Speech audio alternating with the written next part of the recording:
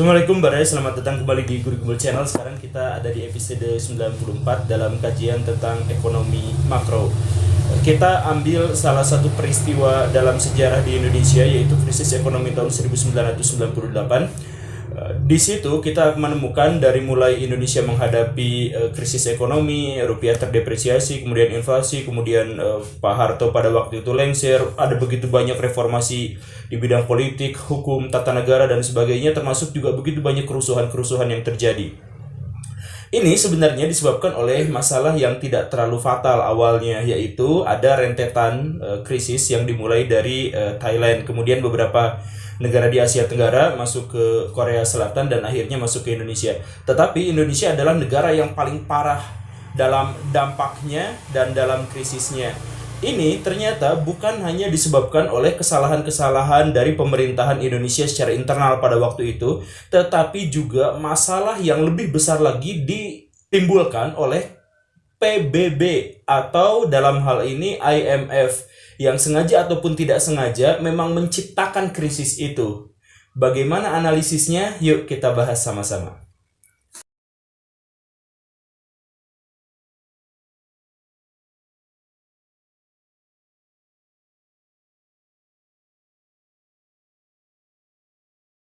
Tahun 1997 Indonesia mulai krisis, dan tahun 1998, setahun kemudian, Indonesia mulai menggeliat-geliat ke sana ke sini karena nilai tukar rupiah anjlok, kemudian daya beli masyarakat jatuh, dan lain sebagainya. Ada PHK di mana-mana. Krisis ekonominya pada waktu itu belum terlalu besar, tapi sangat mengganggu. Itu adalah salah satu yang terbesar di era Orde Baru. Akhirnya pemerintah Indonesia mau tidak mau minta bantuan pada IMF dan negara-negara yang lain.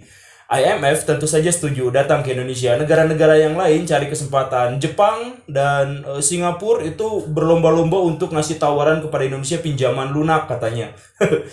Ada yang ngasih 5 miliar, ada yang ngasih 3 miliar, dan seterusnya.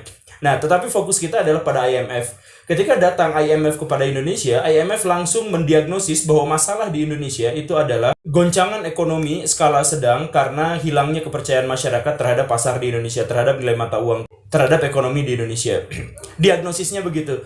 Uniknya, diagnosis itu hanya disampaikan 2 minggu setelah mereka datang ke Indonesia. Jadi pongah sekali itu mereka itu. Nah, usut punya usut, ternyata mereka mendiagnosis itu bukan gara-gara mereka melakukan penelitian terhadap krisis di Indonesia, tetapi gara-gara itulah obat yang selalu mereka tawarkan ke negara-negara yang membutuhkan. Setiap ada krisis, obatnya mereka sudah punya di otak gitu. Jadi mereka dengan atau tanpa diagnosis sekalipun, mereka memang sudah memiliki obatnya gitu.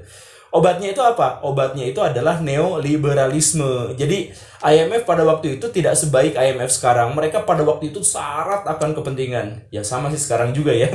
Tapi mereka mah syarat kepentingannya sangat kentara gitu. Jadi Baraya kalau mau dihubung-hubungkan, mungkin IMF zaman dulu itu sama seperti Partai Republiknya Amerika gitu. Jadi mereka tuh fanatik textbook pada masalah-masalah ekonomi yang neoliberal atau yang liberal gitu. Makanya ketika datang ke Indonesia, maka obat yang ditawarkan kepada Indonesia itu sama seperti yang sebelum-sebelumnya.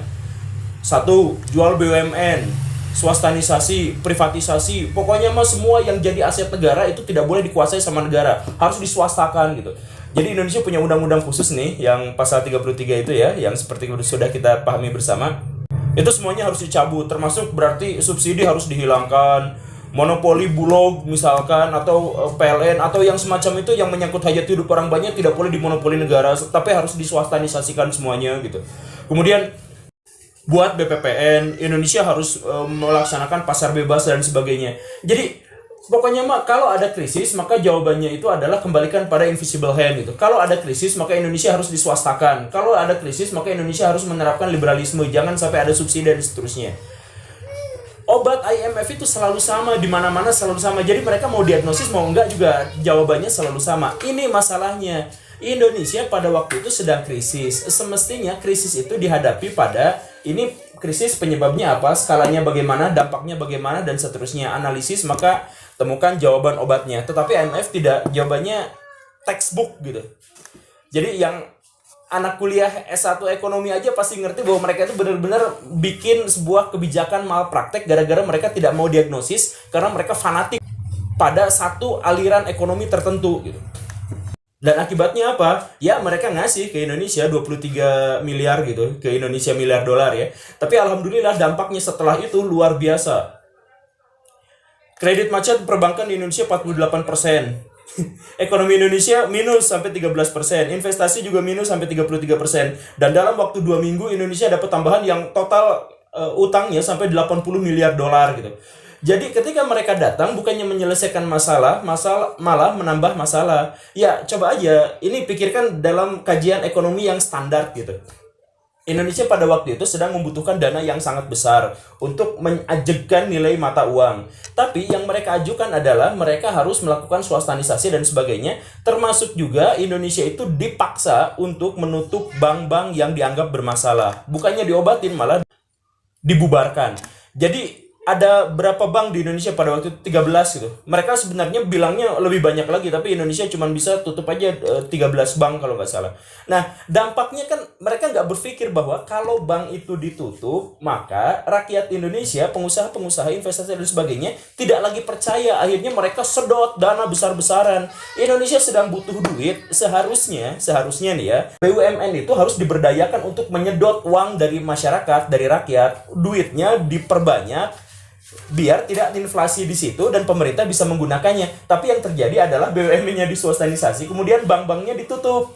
Sehingga rakyat yang punya uang itu buru-buru ngambil uangnya dari bank. Akibatnya apa? Krisis kepercayaan terhadap ekonomi di Indonesia. Swasta-swasta kalangan besar itu memindahkan aset-asetnya, kekayaannya dari Indonesia ke luar negeri karena bank-bank di Indonesia tutup. Ya wajarlah mereka seperti itu. Nah, IMF gak mikir soal itu gitu. Jadi dana Indonesia yang seharusnya terkumpul dengan banyaknya BUMN itu harusnya dimanfaatkan untuk narik duit dari rakyat. Malah dilepas, dibubarkan, diswastanisasi, ditutup dan sebagainya, sehingga uang-uang malah menyebar kemana-mana gitu. Dan akhirnya apa? Dampak buruknya kita jadi ketergantungan sama IMF gitu. Bayangkan, pada waktu itu Indonesia adalah satu-satunya negara di dunia yang minta bantuan dana pada IMF dan dapat nasihat dari IMF, menerima nasihat dari IMF. Dan dampaknya adalah Indonesia adalah satu-satunya negara yang krisis ekonominya paling besar, paling lama, paling awet, dan berdampak paling signifikan terhadap hampir semua dimensi di Indonesia. Sosial kita hancur, hukum kita hancur, dan lain sebagainya. Nah, ini IMF sadisnya tahu kondisi ini, tapi mereka malah menjadikan Indonesia sebagai alat untuk try and error, mencoba lagi. Sejak krisis ekonomi tahun 98 itu sampai beberapa tahun kemudian, mereka langsung bikin 26 kebijakan yang ganti-ganti, yang inkonsisten. Gimana caranya? Jadi Indonesia itu udah sakit, diuji coba obat ini gagal sampai 26 kali gitu. Kacau sekali. Makanya akhirnya banyak orang yang berpikir bahwa Indonesia itu mestinya bisa diselesaikan masalahnya. Makanya muncul sebuah teori konspirasi bahwa sebenarnya IMF tahu masalahnya dan tahu obatnya, tetapi mereka menolak untuk memberikan obat karena ini adalah kesempatan untuk menjajah Indonesia. Soeharto itu adalah presiden yang sangat tidak disukai oleh Washington, oleh Amerika Serikat, khususnya di akhir-akhir, karena Soeharto itu telah mengkhianati oligarki orang-orang Amerika Serikat dan Barat, kemudian menciptakan oligarkinya sendiri di Indonesia. Ini menghantam penjajahan orang-orang Barat terhadap Indonesia. Jadi mereka biasanya bikin oligarki di Indonesia, dapat untung yang sangat luar biasa, tapi kemudian Soeharto itu sejak tahun 90-an kan memang kebijakan ekonominya ganti jadi lebih mandiri gitu. Jadi ini itu dibikin sendiri, bahkan Indonesia bertekad untuk menjadi negara industri. Indonesia udah bikin pesawat terbang, Indonesia bikin mobil, Indonesia bikin kapal laut dan sebagainya. Nah, ada teori konspirasi yang menyebut negara-negara Barat itu khawatir sekali dengan kemajuan teknologi di Indonesia. Kalau Indonesia maju, kan Jepang udah maju, Korea udah maju pada waktu itu ya. Kalau ditambahin dengan Indonesia juga maju, maka mereka akan kehilangan pangsa pasar. Bayangkan baraya begini, Indonesia itu miskin, sumber daya manusianya tidak terlalu baik, kemudian teknologinya tidak terlalu baik, dan sebagainya. Tapi Indonesia bisa hidup makmur karena sumber daya alam yang melimpah. Sedangkan negara barat sebaliknya, negara barat itu banyak yang krisis sumber daya alam, tetapi mereka dipenuhi oleh otak-otak yang cerdas dari masyarakatnya. Nah, seimbang kan? Nah, bayangin kalau seandainya Indonesia jadi negara maju, Indonesia tidak akan ketergantungan lagi sama negara lain. Kan Indonesia butuh apa? Butuh ilmuwan kan, kalau negara maju di Indonesia ya udah gitu. Nah, karena Indonesia dikhawatirkan jadi negara maju dan tidak ketergantungan lagi sama negara-negara barat, maka ada teori konspirasi yang menyebut bahwa IMF sengaja datang ke Indonesia bukan untuk menyelamatkan Indonesia, tapi sengaja untuk menghancurkan Indonesia agar Indonesia gagal maju. Maka salah satu di antara saran yang diberikan IMF kepada Indonesia itu adalah PT DI dan industri-industri besar di Indonesia itu harus dibubarkan, harus ditutup.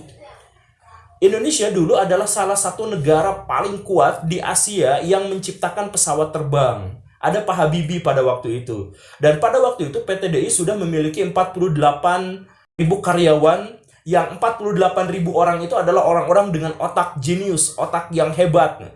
Mereka bikin pesawat terbang, bikin apa gitu, yang pada waktu itu memang udah wah banget gitu. Tapi IMF pada waktu itu langsung bilang tutup DI. Dan dampaknya apa?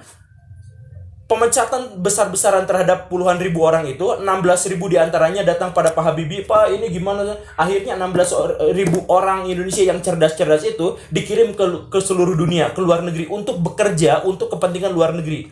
Ada yang kerja di Boeing, ada yang kerja di Thailand, ada yang kerja di Filipina, dan semuanya bekerja untuk teknologi canggih di negara-negara itu. Indonesia kehilangan setidaknya dalam hal itu saja, waktu itu saja, 16.000 orang karyawan. Entah balik lagi atau enggak sekarang. Tapi orang-orang ilmuwan-ilmuwan cerdas di Indonesia akhirnya dikeluarin. Karena di Indonesia mereka nggak ada kerjaan, karena PT DI-nya ditutup. Nah, konspirasi ini katanya bukan hanya diajukan sama satu orang. Pak Rizal Ramli mengatakan bahwa Indonesia krisis itu memang disebabkan oleh IMF. Bukan hanya Pak Rizal Ramli, kebanyakan orang-orang ekonom-ekonom dunia juga mengatakan seperti itu. Profesor Steve Hanke juga menyebutkan, dia adalah seorang penasehat ekonomi Indonesia zaman Orde Baru. Dia mengatakan tanpa diragukan lagi bahwa krisis ekonomi Indonesia sengaja dibuat oleh IMF.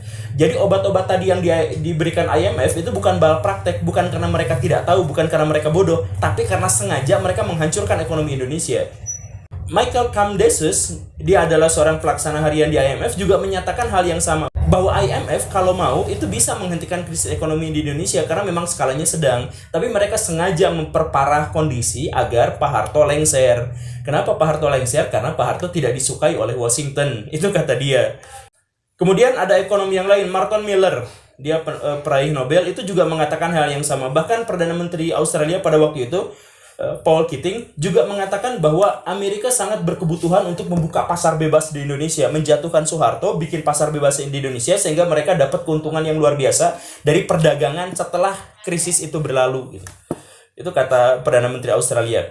Nah, akibatnya apa? Memang setelah krisis ekonomi banyak proyek-proyek di seluruh Indonesia yang ditanganinya sama negara-negara barat. Jadi investasi di Indonesia tiba-tiba dipenuhi oleh negara-negara itu yang mendapatkan keuntungan ekonomi yang sangat luar biasa. Di sisi lain, orang-orang cerdas Indonesia malah keluar negeri untuk bekerja di luar sana gitu. Ini adalah kesengajaan dari IMF.